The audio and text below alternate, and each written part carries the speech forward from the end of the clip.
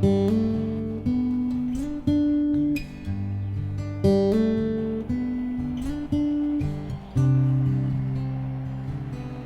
guys, what's up? Oh, welcome to Roots Refuge Farm. It is 7:30 in the evening. It's 93 degrees Fahrenheit, 33 Celsius. It is a hot day. I've been out here working for the last 3 hours or so, just about as early as I could stand it out here. I came and got started. I just went in to get my camera, some water, changed clothes because the clothes I was wearing were completely saturated with sweat. And right now I'm kind of gonna just take a second at the end of the day. Jackson's out here helping me. He just ran in to take a few minute break, cool off, and get some water.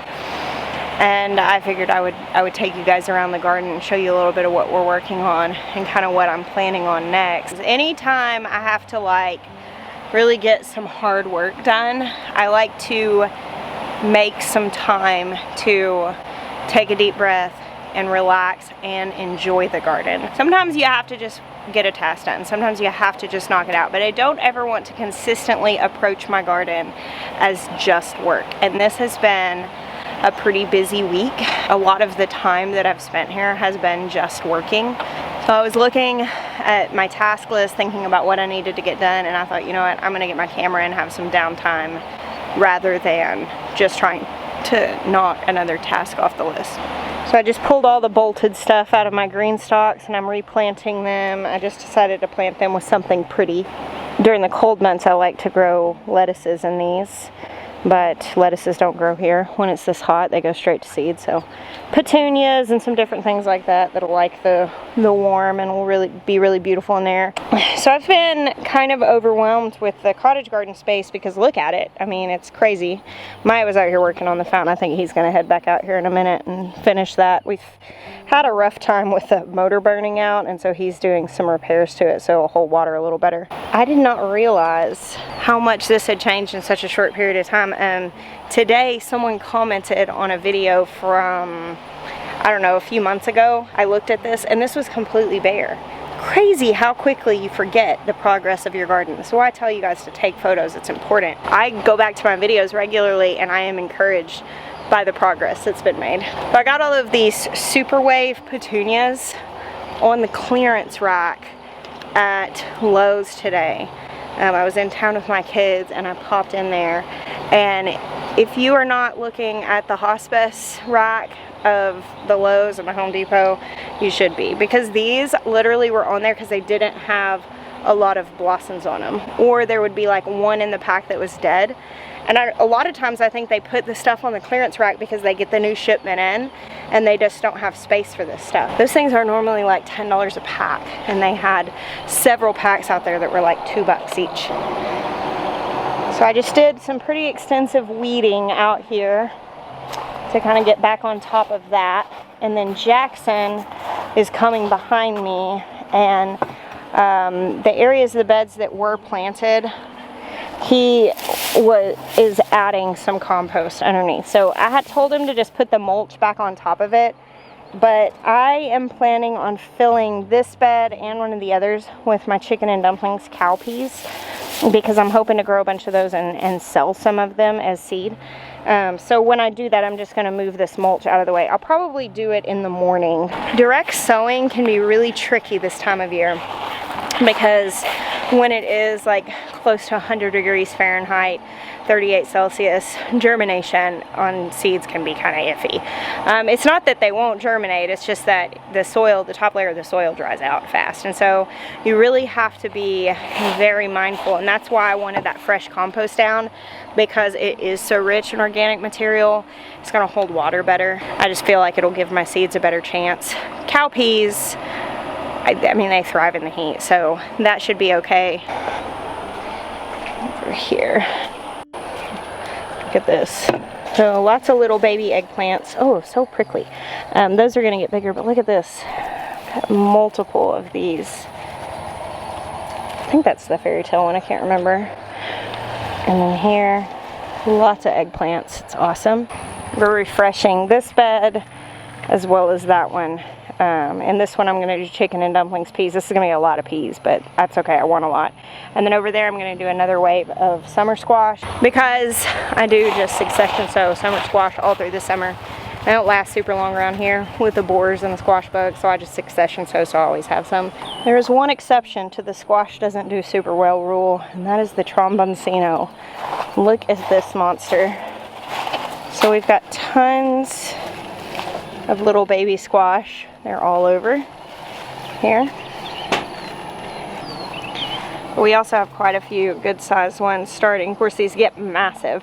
You can eat them when they're this small. They're super tender, but you can also let them get larger and have lots more volume. But this plant is covered. This is always such an overwhelming crop because it does produce so much and they are so huge. I say that I grow tromboncinos for us and for the animals because, I mean, there are so many of them that we eat them and feed them to chickens and pigs and end up still with tons at the end of the season, just on one trellis. There's Jack. Hey, Jack. This is a gourd that I can't remember what kind it is. I have a vague memory of planting it. Unfortunately, I did not take a note, so we'll learn together. Good job, buddy. I put my foot here and I felt my foot move. I was like, what the heck? When I looked down. Oh, it's Toady. I might have stepped on him. Well, he looks still alive. Hopefully. Come on, Toady. Well, he might go back underneath there. So. Just watch out for him. That's the second one we've seen today. Well, the first one was Froggy.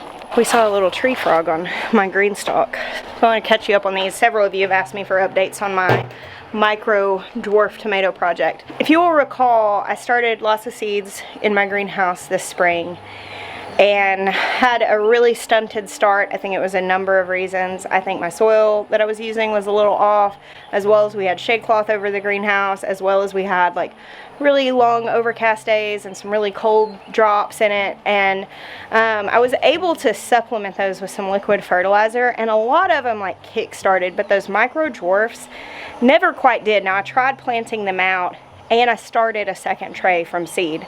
So the ones that I had started from seed secondarily that never got stunted, they quickly surpassed the first ones. Well, I'd planted those out here in my green stalks, and like I saved one of these to show you. This is like one of the really stunted ones. They're trying to set fruit. This was the first planting, the stunted ones.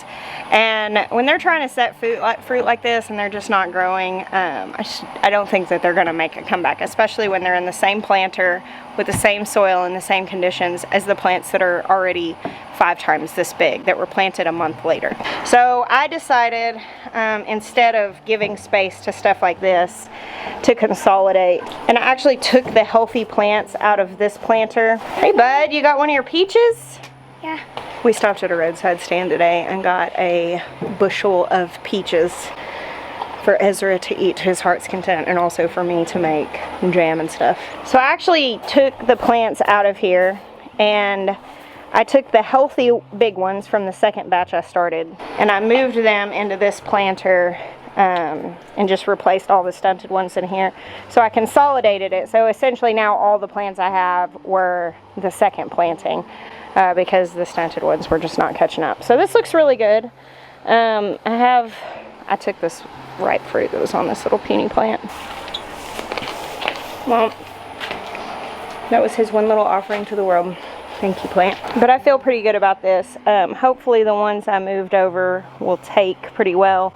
That's why I took that apart, so that I could scoop out as much of the root system as possible. These plants are small anyway. Like, this is actually the right size for them. You can see this one's got a little ripe fruit on it and lots of little blossoms. I mean, they're pretty small, so you can scoop up the root system and move them around. But I feel really good about this now. I was kind of frustrated with them being stunted because I thought this was a really brilliant idea. Looks pretty good. This Pinocchio orange one is really tasty. Kind of bright and sour, but also a little sweet. Now I've got to decide what I'm going to put in this green stalk. I'm not really sure what I want to do. I'll probably sit down and look at my seeds tonight and decide what I want to put in there. I don't know. Do you have any suggestions? What are your favorite things to grow? in your green stalk? I was sitting on my front porch this morning. I could see all the way out here. This is several hundred feet from my front porch. I could just barely make out just a little flash of pink here, and I knew that this perfect storm hibiscus was open. I'm so excited. Can y'all believe this space? Now, there's a lot of grass in here. We're just gonna have grace for that. I'm gonna look at it through appreciative eyes rather than overwhelmed ones. Sometimes I think we just have to make that choice, you know? Because the very things that we should appreciate the most can be entirely overwhelming, especially when they're at their most abundant and rewarding state. All right, let's cut through here. Take a quick peek at these tomatoes before we head down. I gotta go harvest some basil. These are looking nice. We're getting some fruit set out here. Well, I've got a date with this garden and a blacklight tonight because I have been seeing many signs of hornworms and I want to get them off before they do too much damage. I was discussing with Maya today the possibility of erecting some shade cloth over these 3 rows because this is where I think I'm going to try to grow tomatoes over the next few years. So it could be really beneficial for us to put something up that we can keep shade cloth over that long term. Where if you live where it is consistently over 90 Fahrenheit or 32 Celsius in the days, tomatoes don't really set blossoms much over that. So if you've got blossoms just falling off your tomato plants, it's probably too hot for them. And the best way to handle that is with shade cloth. It lowers the temperature considerably of not just the plants and the air around the plants, but of the soil. Oh look, happy birthday little corns. This garden is happy. Kind of wild, but just so happy. Abby, stop! Oh look, 2 boys and a poodle. I'm just gonna cut some of this holy basil, which is gonna go in tea. I wish that we had smell-o-vision right now because it's incredible. Being in the middle of all of this holy basil is just, you just feel your whole body relax. It smells so good. There's Avocado Kitty laying on a bunch of little seedlings. Go on, girl. Go on. Come on. All right, I'm gonna set these things down here. Grab them before I go in. Regarding gratitude and overwhelm, I was pondering this morning, this season of gardening is pretty classically overwhelming. I mean, for a lot of people, you get to this point and it's extremely hot in many places. Many people are dealing all over the place with like extreme conditions, with drought. I know a lot of you are dealing with really poor air quality and just general overwhelm. It's July. It's the time of year that gardening and homesteading is overwhelming and the conditions are hard. I was pondering it this morning and I was remembering the season of life when my children were toddlers. I had 3 babies that were within 3 years. Toby, Ezra, and Benjamin were within 3 years. And then I had my older kids too. But, you know, there was a period that they were at school, then they were homeschooled. So I had 5 boys at home all the time. I remember how hard those years were, where it literally just felt mind-numbing sometimes. Like it felt like dragging through day after day after day. And of course I would have the little moments of joy and I would have the moments of gratitude, and I was very focused on trying to be present and all of those things. But even still, it felt like being in survival mode for years. It was being in survival mode for years. There was no time for anything other than just taking care of the needs of so many little people. It's so interesting because, you know, you come out of that season and you remember the good and you remember that it was hard, but mostly you think of it fondly. And it's funny, every year when the garden gets to this point and it is oppressively hot and it is extremely overwhelming, it's like I remember again how hard it is. And by the winter, and by the time it comes to plan the garden again, it goes away. You know, like I'm optimistically looking forward to all the good things. And so I just want to speak to you if you're in that place of like, oh, you know, of just feeling like this isn't what I thought it was going to be, or it's really hard, or it's really hot, and it is really worth it. Take pictures. Take the videos right now when it's peak, whenever it's beautiful, when it's amazing. And it doesn't matter if there's weeds. It doesn't matter if your tomato plants have crusty on them, or if something's stunted or anything like that. Like, it really doesn't matter. Take the pictures anyway. Like, do not shy away from the imperfection during the peak, because you are going to look back at it with so much fondness for all the good that it is, and all of this hard criticism. Like, I'm walking through this garden and part of me wants to say, this thing is full of weeds. You know, like, part of me wants to say that cottage garden is overgrown. You know, part of me wants to focus on the things that don't feel like success. But I know better, because I have been in the winter side of this enough years to know that you don't see that stuff when you look back on summer. Just like I don't see the way survival felt like when I look back on the season my babies being little babies. Y'all, look at this. My sunflowers, Steve sunflowers, are open in their glory. Now that dark one on the end was a volunteer. It's the light yellow ones. These are the, I think it's a lemon drop variety that he sent me seeds for early. These are not available yet to the public. They will be. I can't remember what year these will be. But look, isn't that wonderful? There's still quite a variety here. Like, this one's super multi-headed. That one's pretty multi-headed. Pretty cool mix here. I had started to allow overwhelm to make me look at this space negatively, and then I finally snapped myself out of it and said, woman, look how glorious it is. So this is all interplanted. We've actually been dry for a few days, so I can walk in here. I almost pulled that, and then I remembered I put cosmos in here. That's a cosmo. Definitely got some weeds, but we've got sunflowers. We have lots of peas. They're all getting big. Those will actually end up taking over and choking out some of the grass. Those cow peas will. Got some winter squash and zinnias in here. Look at that. It's great.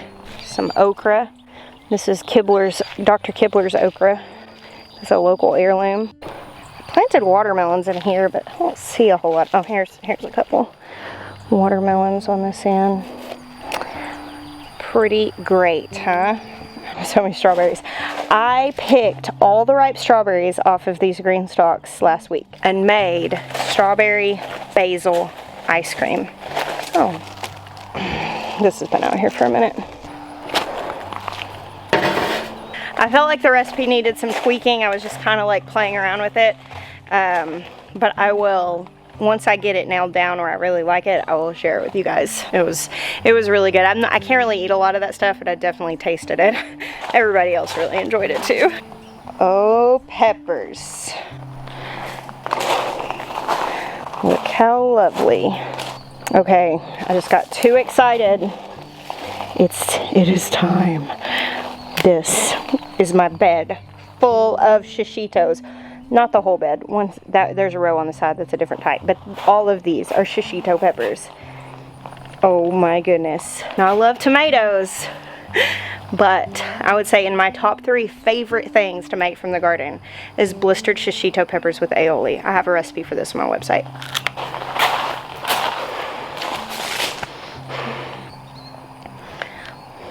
Worth it. Gardening is so good. I'll put a link to that recipe. I know lots of stores sell shishito peppers, or if you have a market, if you didn't plant any. But if you did happen to plant some and you're like, what do I do with these shishito peppers? Just wait. You're going to be so happy that you planted those.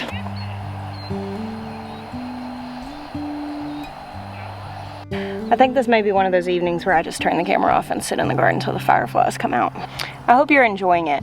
I know that it's been a hard year gardening for a lot of people. I guess it's just like that in a lot of ways. Like, there are conditions and things that happen year by year. I remember the very first year I decided to start a garden, I don't know, 15, 16 years ago now. it rained for like 17 straight days. I can't remember exactly what it was. It was long over 2 weeks. And like my garden drowned, and then the weeds grew up, and it was just a mess. And I knew a lot of people had issues that year, but I feel like recently I've heard of more and more things as the last couple years has gone on. A lot of people are dealing with the smoke and the air quality from fires. I'm not really interested in having the discussion about why things are happening, because, you know, I'm taking in a lot of information, and I'm listening to a lot of different things, and to me the why is not the most important discussion factor, because you could sit and discuss why all day but never formulate your response, never formulate an active next step. Things like that, environmental things like that, greatly affect agriculture. Over the course of the last few years, I think that we've seen headlines talking about food shortages and supply chain issues and stuff so much that a lot of people have become somewhat kind of immune to it. They just stop processing because it's just so much information. And I think that whenever we actually study like the nervous system of humans and our response to things, we have like fight or flight. But a lot of times it's hard to take action steps when there's no immediate apparent need. I'm concerned that we may be ignoring the fact that there is a building need, and we may let the most emergent feelings be what decides us, like whenever the garden is freaking hard, whenever you're in survival mode, whenever it's weedy and all you can see is the negative, whenever things are failing, things are stunted, you're dealing with conditions. I mean, things like toxic soil full of herbicides and environmental conditions that are going to stunt growing. That's just the thing. Things are going to affect agriculture, and that goes from the big crops to your home garden. But man, it's never been more important for people to have a garden than it is right now, for people to be localizing their food than it is right now. And I think that shy, sheepish feeling of what if I'm overreacting, what if I'm wrong, what if it's not that important? It is important. Like, let's just take all the current events and slide them off the table and just look at humanity over the last, I don't know, few thousand years. Like, until it wasn't even 100 years ago that it stopped being normal for people to grow their own food or source it locally. Not even 100 years. We're talking about a tiny, tiny blip of humanity. But the problem is that people can forget. I think they say that a mother tongue can be lost in 2 generations. That is to say, like if a grandmother or grandparents speak a language, they have their children, which can maybe not be fluent in that language, maybe only speak part of it, but by their grandchildren, it can be completely forgotten. And you see that in a lot of families that have immigrated from one place to another. You see that by the time their grandchildren come, they don't even speak their language. And I feel like that's what happened with growing food. I feel like we forgot our mother tongue. We forgot the language of stewarding the earth and depending on the earth for our sustenance. And we have begun to depend on grocery stores and a very fragile agricultural system that's completely dependent on shipping and the conditions of a lot of cogs and wheels working together. And like, that's not sustainable. It's just not. I know that every time I kind of start saying stuff like this, people are like, hey, not everybody has the opportunity to grow food like you. Not everybody has this capacity. Well, you know what? I think if enough people who did have the capacity would just feel acknowledged and feel validated and feel justified in their desire, that would probably alleviate a lot of the need. Of course, everybody doesn't have the capacity, but you know what? Maybe we shouldn't just be looking at growing our food, but maybe we should be looking at how much extra we can grow for somebody that can't. I mean, I am connected to people who do not have the capacity that I have. We can't eat all this food. That's why. Because whenever I say, I don't want this language to be lost, I don't want this cultural thing to be lost, I don't want to be dependent on something inferior when I have this local superior sourcing here available to me and my strength and my power. When I choose that and I get behind that fully, of course the umbrella is not going to just cover me and my family. It'll cover some people close to me. And listen, I know that it's scary and we can get incredibly fatigued from people talking about warning type stuff. I mean, you can get so used to the smoke alarm beeping in your house that you completely ignore it. I can't. It drives me up the wall. But people can get so used to noises when they're persistent that they just acclimate. They can get so used to irritants and things that they just acclimate. And I don't want us to acclimate to this. We really must localize food. It's better for us, it's good for our bodies. I'm out here tonight, I'm working hard with my body for hours, and yes, it's hard, yes, it sucks, yes, it feels like survival mode. But you know, when I wake up tomorrow, I'll feel better. I'm watching my son out here help me and work with me, and he is growing stronger because of it. And my thing is I don't want to just aim at survival, I want to aim at thriving. And there are definitely seasons of hard work that go into thriving. But when we just aim at surviving, we may miss out on the thriving thing. But when we aim at thriving, we're also kind of padded with a security blanket of being able to survive if a situation came to that.